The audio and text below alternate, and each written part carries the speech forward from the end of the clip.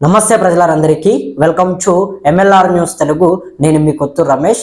ఈ మధ్య కాలంలో యువత చిన్న చిన్న విషయాలకే ప్రాణాలు తీసుకొని వాళ్ళ తల్లిదండ్రులకు తీరని కడుపు కోతని మిగులుస్తున్నటువంటి వార్తలు మనం చూస్తూ ఉన్నాం.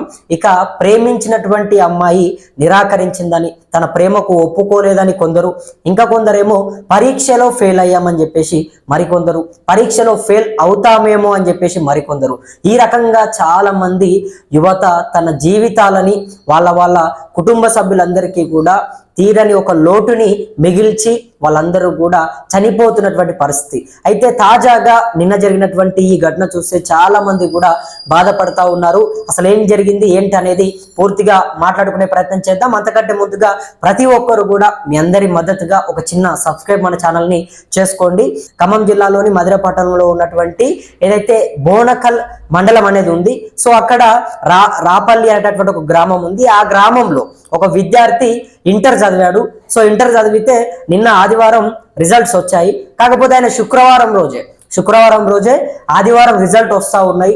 సో నేను ఫెయిల్ అవుతాను కావచ్చు, ఫెయిల్ అయితే మా అమ్మ నాన్న నన్ను కొడతారు కావచ్చు, తిడతారు కావచ్చు, నా కుటుంబ సభ్యులందరూ కూడా నన్ను అవహేళన చేస్తారు కావచ్చు అని చెప్పేసి ఆయన ఒంటరిగా ఉండి ఆలోచనల పాలైపోయి మొత్తం కూడా నిరాశ పాలైపోయి పూర్తిగా కూడా ఒక ఒత్తిడికి గురై ఒక ఏదైతే ఆ మధిర అనేటటువంటి పట్టణం ఉందో అక్కడికి వెళ్ళి రైల్వే స్టేషన్ ఉంది అక్కడ. సో ఆ రైల్వే స్టేషన్ దగ్గరికి వెళ్ళి రైలు కింద పడి ఆత్మహత్య చేసుకొని చనిపోవడం జరిగింది. సో ఇవాళ వాళ్ళ కుటుంబ సభ్యులందరూ కూడా కన్నీరు మున్నీరు అవుతున్నటువంటి పరిస్థితి.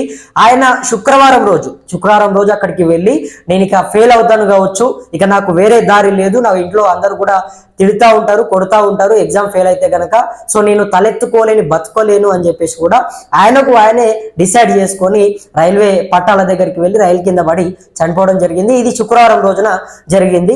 ఇక సీన్ కట్ చేస్తే ఆదివారం రోజు ఇంటర్ ఫలితాలు వచ్చాయి. తర్వాత ఆ వ్యక్తి ఫలితాలు చూసి వాళ్ళ తల్లిదండ్రులు అందరూ కూడా ఆశ్చర్యపోయినటువంటి పరిస్థితి. మొత్తం కూడా ఆయన 347 మార్కులతో ఘనంగా మొత్తం అన్ని సబ్జెక్టులు కూడా పాస్ అయ్యాడు. మంచి మార్కులతో మన కొడుకు పాస్ అయ్యాడు. కానీ ఈరోజు తనని మనం మెచ్చుకుందామంటే, కనీసం తనకు మంచిగా రాసావు కన్నా అని చెప్దామంటే కూడా మన దగ్గర లేకుండా వెళ్ళిపోయాడు. సో మేము ఇటువంటి ఘటన జరుగుతుందని చెప్పేసి అనుకోలేదు అంటూ కూడా వాళ్ళ తల్లిదండ్రులు మొత్తం కన్నీరు మున్నీరు అవుతున్నటువంటి పరిస్థితి.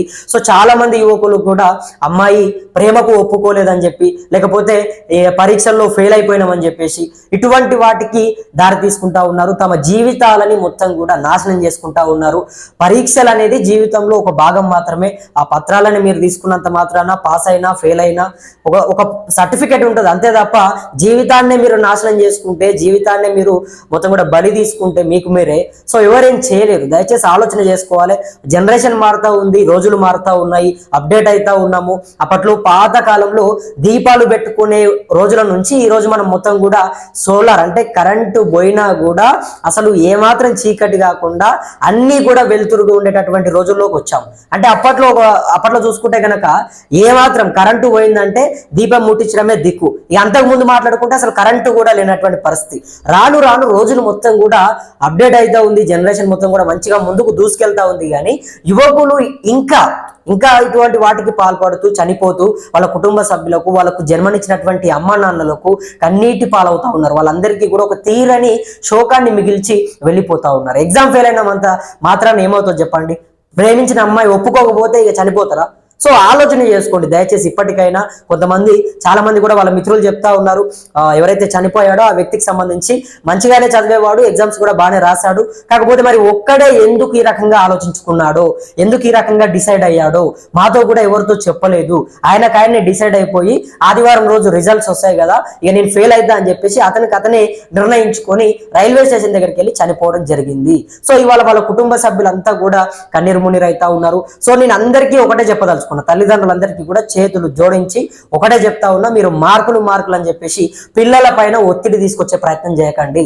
మార్కులు వచ్చినంత మాత్రాన, మార్కులు రాకపోలేనంత మాత్రాన, ఫెయిల్ అయితే ఏమి చేసేది లేదు, పాస్ అయినా అంతకు మించి ఇంకేం చేసేది లేదు. ఏదో ఒక మంచి కాలేజీలో జాయిన్ అవుతారు కావచ్చు, ఇంకా కొంత చదువుల్లో ముందుకెళ్తారు కావచ్చు, అంతకు మించి మాత్రం అంతకు మించినటువంటి ఆస్తులు రావు, అంతస్తులు రావు, ఏమీ రావు. మార్కులు ఫెయిల్ అయిన తర్వాత మళ్ళీ కట్టమని చెప్పండి, మళ్ళీ రాయమని చెప్పండి, మళ్ళీ పాస్ అవుతామని చెప్పేసి ధైర్యం చెప్పండి, ప్రోత్సహించండి. పిల్లలకు మీరు ఒక భరోసానివ్వండి. సో అట్లా కాకుండా మీరే తిడితే మార్కులు ఎందుకు తక్కువ వచ్చినాయి, ఎలా అసలు ఎట్లా రాసినావు అని చెప్పేసి మీరు కొడతా ఉంటే తిడుతా ఉంటే చిన్న చిన్న పిల్లలు కొంత మైండ్ మెచ్యూరిటీ లేనటువంటి నేపథ్యం కావచ్చు, లేకపోతే చిన్న వయసు కావచ్చు, 16-17 సంవత్సరాలు అంటే కొంత ఆలోచించేటటువంటి ఒక విధానం లేకపోవడం కావచ్చు. సో ఇటువంటి వాటికి గురైపోయి మీరు తిడుతా ఉంటే కొడతా ఉంటే ఎక్కడ తిడతారో ఎక్కడ కొడతారో అనేటటువంటి భయంతోనే వాళ్ళు పాపం వాళ్ళ ప్రాణాలను తీసుకోవాల్సినటువంటి పరిస్థితి వస్తూ ఉంది. కాబట్టి తల్లిదండ్రులందరూ కూడా దయచేసి ఎగ్జామ్స్ వచ్చినప్పుడు పిల్లలని ఇబ్బంది పెట్టకండి, మార్కులు అని చెప్పేసి వాళ్ళ నెత్తి తినకండి. ఫెయిల్ అయినా పాస్ అయినా ప్రోత్సహించండి. ఫెయిల్ అయితే చెప్పండి, ధైర్యం చెప్పండి, మీరే ధైర్యం చెప్పి మంచిగా రాయి కన్నా నెక్స్ట్ టైం మంచిగా రాయి, సప్లిమెంటరీ కట్టి మంచిగా నువ్వు రాసి పాస్ అవుతావు, నువ్వు ఆ ధైర్యం మాకున్నది, నువ్వు ఖచ్చితంగా రాస్తావు అని చెప్పి చెప్పండి పిల్లలకు. అంతేగాని నువ్వు ఎందుకు రాయలేవు, పక్కింటోడు పాస్ అయ్యండు, మన చుట్టం పాస్ అయ్యండు, మన చుట్టంకి అన్ని మార్కులు వచ్చినాయి, మా అన్న బిడ్డకి ఇన్ని మార్కులు వచ్చినాయి, ఇట్లా చెప్పి పిల్లలని ఇబ్బంది పెట్టకండి. ఇట్లా చెప్తే వాళ్ళు మానసిక ఒత్తిడికి గురైపోయి మా అమ్మ నాన్న నన్ను తిడుతా ఉన్నారు, మా ఫ్రెండ్స్ నన్ను తిడుతా ఉన్నారు, సమాజం నన్ను తిడుతా ఉంది, కానీ నేను బ్రతికి వేస్ట్ అని చెప్పేసి వాళ్ళకు వాళ్ళే డిసైడ్ చేసుకొని ఈ రకంగా చనిపోతా ఉన్నారు. ఇట్లా పిల్లలకు ఇబ్బంది పెడితే కనుక ఖచ్చితంగా ఇటువంటివి చోటు చేసుకుంటే, అదేవిధంగా విద్యార్థులకు కూడా నేను ఒకటి చెప్పదలుచుకున్నా, మీరు కూడా జనరేషన్ అప్డేట్ అవుతున్న కొద్దీ మంచి మంచి రోజులు వస్తూ ఉన్నాయి, జీవితాలు ఇంకా అందరికీ కూడా ఉన్నాయి. ఎగ్జామ్స్ అనేటివి అనేకమైనటువంటి హోదాల్లో కూడా మనం రాస్తూ ఉంటాం. ఒక ఇంటరే కాదు, దాదాపు 5వ తరగతి నుంచి మొదలు పెడితే 10వ తరగతిలో, ఇంటర్లో, తర్వాత డిగ్రీలో అన్ని కూడా రాస్తూ ఉంటాము. జీవితంలో అనేక పరీక్షలు ఉంటాయి. జీవితం అనేది ఒక పెద్ద పరీక్ష. అందులో మనం పాస్ కావాలంటే ఇటువంటి కొన్ని పరీక్షలలో ఫెయిల్ అవుతూ ఉంటాము, పాస్ అవుతూ ఉంటాము, కన్నీళ్ళు ఉంటాయి, కష్టాలు ఉంటాయి, అన్నీ ఉంటాయి. అన్నిటినీ కూడా పాజిటివ్ గా తీసుకొని ధైర్యం పెంచుకొని మనకు మనమే కొంత ముందుకు వెళ్ళాలి. అంతేగాని ఏదో పిరికివాడి లెక్క పిరికిగా ఆలోచించి మనకు మనమే డిసైడ్ చేసుకొని చనిపోతే ఏం లాభం చెప్పండి? జీవితాన్ని మన చేతులారా మనమే నాశనం చేసుకుంటే ఏమొస్తుంది చెప్పండి? మనకు నిండు భవిష్యత్తు ఉంది కదా, ఇంకా మనం చాలా చూడాల్సినటువంటివి ఉన్నాయి, ఎన్నో చేయాల్సినటువంటివి ఉన్నాయి. అమ్మ నాన్నలకు మంచి మంచి ఇల్లు కట్టి ఇవ్వాలి, వాళ్ళకు అన్ని ఉన్నటువంటి గోల్స్ ని మనం నెరవేర్చాలి. అన్నిటికీ చదివే మార్గం కాదు కదా, వేరేవి కూడా ఉన్నాయి. వ్యాపారం కానీ, ఉద్యోగం కానీ రకరకాలవి ఉన్నాయి. చదువుకున్న వాళ్ళు మాత్రమే బాగుపడతా ఉన్నారు, ఇక చదువు లేని వాళ్ళు చచ్చిపోతా ఉన్నారు, చదువు లేని వాళ్ళు రోడ్డు పాలవుతా ఉన్నారు అంటే లేదు కదా.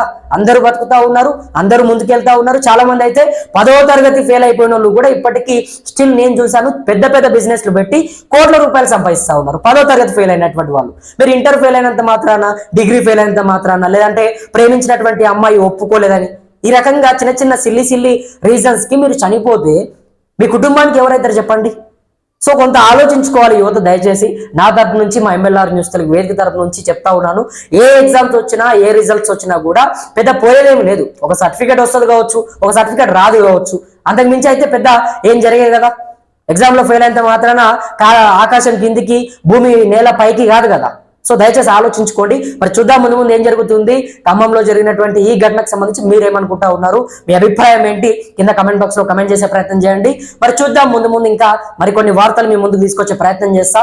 అంతవరకు ప్రతి ఒక్కరు కూడా వేచి ఉండండి. అదే విధంగా మీ అందరి మద్దతుగా మన ఛానల్ ని సబ్స్క్రైబ్ చేసుకోండి. మీకైనా సమస్యలు ఉంటే, కష్టాలు ఉంటే, ఎవరైనా మిమ్మల్ని ఇబ్బందులు పెడతా ఉంటే ఏమన్నా కూడా మన దృష్టికి తీసుకురండి. తప్పకుండా మీ అందరి గొంత ఈ కొత్తూరు రమేష్ రాష్ట్ర ప్రభుత్వాన్ని కావచ్చు, నాయకులని, పాలకులని అందరినీ కూడా ప్రశ్నించడానికి ఇక్కడ సిద్ధంగా ఉంటాడు. మరి చూద్దాం ముందు ముందు ఏం జరుగుతుంది, ఏం జరగబోతుంది అనేది అయితే. అంతవరకు ప్రతి ఒక్కరు కూడా వేచి ఉండండి. అదేవిధంగా మన ఛానల్ ని కూడా సబ్స్క్రైబ్ చేసుకుంటారని చెప్పి నా మనస్ఫూర్తిగా వేడుకుంటూ నేను మీ కొత్తూరు రమేష్. ధన్యవాదాలు మిత్రులారా.